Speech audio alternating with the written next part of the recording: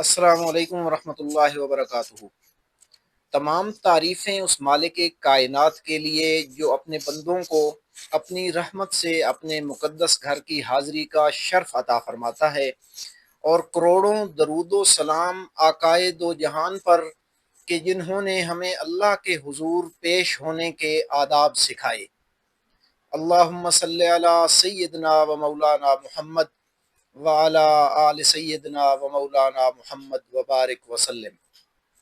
नाज़रीन कराम, ख़वातीन जब उम्रा के मुबारक सफ़र की तैयारी करती हैं तो बहुत से ऐसे सवालात उनके ज़हन में होते हैं जिनके जवाबात आसानी से नहीं मिल पाते, मगर इन सवालात के जवाबात जानना उनके लिए नहायत ज़रूरी होता है।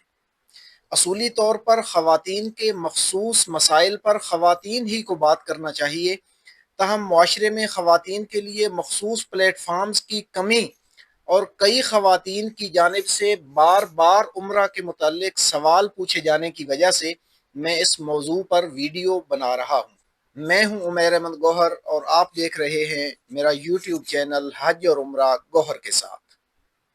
लब्बैक अल्लाहुम्मा लब्बैक लब्बैक ला शरीक लक लब्बैक। इस वीडियो में मैंने कोशिश की है कि ख़वातीन के उम्रा से मुताल्लिक अहम और मखसूस मसाइल को सवालात व जवाबात के अंदाज में नहायत आसान और मुख्तसर अंदाज में पेश किया जाए, ताकि हर बहन अपने सफ़र उम्रा से पहले इन बातों को अच्छी तरह समझ ले और अपना उम्रा मुकम्मल इत्मीनान और सुन्नत नबवी सल्लल्लाहु अलैहि वसल्लम के मुताबिक अदा कर सके। तो आइए चलते हैं अपने मौजू की तरफ। इस वीडियो में हमने 20 बार बार पूछे जाने वाले सवालात जमा किए हैं, और उनमें पहला सवाल है कि उम्रा किस पर फ़र्ज़ है। तो ये जान लीजिए कि उम्रा किसी पर भी फ़र्ज़ नहीं है, बल्कि ये ज़िंदगी में एक बार उम्रा अदा करना सुन्नत है, सुन्नत मौक़दा है, और कसरत उम्रा यानी बार बार उम्रा करना मुस्तहब अमल है। सवाल नंबर 2, क्या औरत महरम के बग़ैर उम्रा का सफ़र कर सकती है, बिलखसूस बूढ़ी ख़वातीन? इसका जवाब है कि नहीं। औरत जवान हो या बूढ़ी हो, तन्हा हो या दीगर ख़वातीन के साथ ग्रुप में हो, हज और उम्रे का सफ़र किसी भी हालत में महरम के बग़ैर जायज़ नहीं है। सवाल नंबर 3, क्या हैज़ और नफास वाली औरत भी उम्रा का एहराम बांधेगी?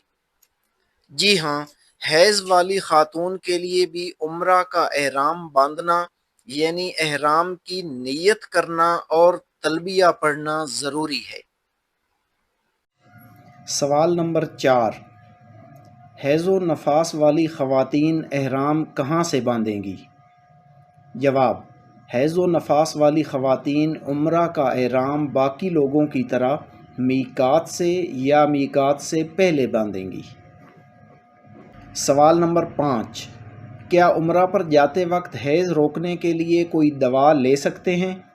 जी हाँ, हैज़ रोकने के लिए अद्वियात का इस्तेमाल शरई तौर पर जायज़ है, ताहम ऐसी अद्वियात का इस्तेमाल मुज़िर सेहत भी हो सकता है, इसलिए डॉक्टर की इजाज़त से ही ऐसी अद्वियात का इस्तेमाल किया जाए। सवाल नंबर 6, क्या एहराम बांधते वक्त हाइज़ा भी गुस्ल करेगी? जी हाँ, एहराम बांधते वक्त हाइज़ा के लिए भी गुस्ल करना अफजल और मुस्तहब है।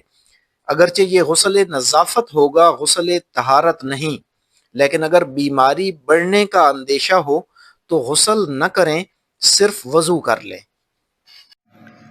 सवाल नंबर 7, हैज़ की हालत में उम्रा की नीयत कैसे की जाएगी?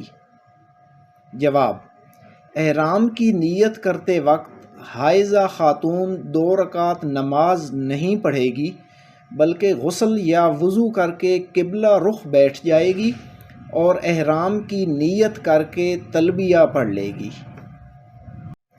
सवाल नंबर 8, अगर एहराम की नीयत करने के बाद हैज़ आ जाए तो क्या करे? जवाब, इस सूरत में रिहाइश पर पहुंचकर पाक होने का इंतज़ार करें اور مسجد ہرگز نہ جائیں۔ تاہم احرام کی پابندیوں کا خیال رکھنا بھی ضروری ہے۔ سوال نمبر 9، حالت حیض میں عورت احرام باندھ کر کون سے ارکان ادا کرے گی اور کن ارکان سے رکی رہے گی؟ جواب: اگر عمرہ کا احرام حالت حیض میں باندھا ہے تو عمرہ کے ارکان میں سے صرف احرام یعنی نیت اور تلبیہ ادا کر کے پاک ہونے کا انتظار کرے گی، اور دیگر ارکان یعنی طواف، سعی اور قصر بعد ازاں کرنے ہوں گے۔ لیکن خیال رہے کہ پاک ہونے تک کے دورانیے میں احرام کی تمام پابندیاں عورت پر باقی رہیں گی، اس لیے احتیاط لازم ہے۔ سوال نمبر 10، کیا حائضہ خاتون مسجد جا سکتی ہے؟ نہیں، حائضہ خاتون کا ناپاکی کی حالت میں مسجد جانا ممنوع ہے۔ سوال نمبر 11، اگر دوران طواف ناپاکی آ جائے تو کیا کریں؟ جواب: اگر طواف کرتے ہوئے ناپاکی آ جائے تو فوری طور پر طواف موقوف کر دیں اور مسجد سے نکل جائیں، پاک ہونے کے بعد طواف کریں۔ سوال نمبر 12، اگر دوران سعی ناپاکی آ جائے تو کیا کریں؟ جواب: اگر سعی کے دوران ناپاکی آ جائے تو اسی حال میں سعی کی جا سکتی ہے، کیونکہ سعی کے لیے پاک ہونا شرط نہیں ہے، لیکن موجودہ دور میں چونکہ سعی کا مقام مسجد الحرام کے اندر آ چکا ہے اور ناپاکی کی حالت میں مسجد میں آنا ممنوع ہے، اس لیے ناپاکی آنے کی صورت میں طواف کی طرح سعی بھی ترک کر دینی چاہیے۔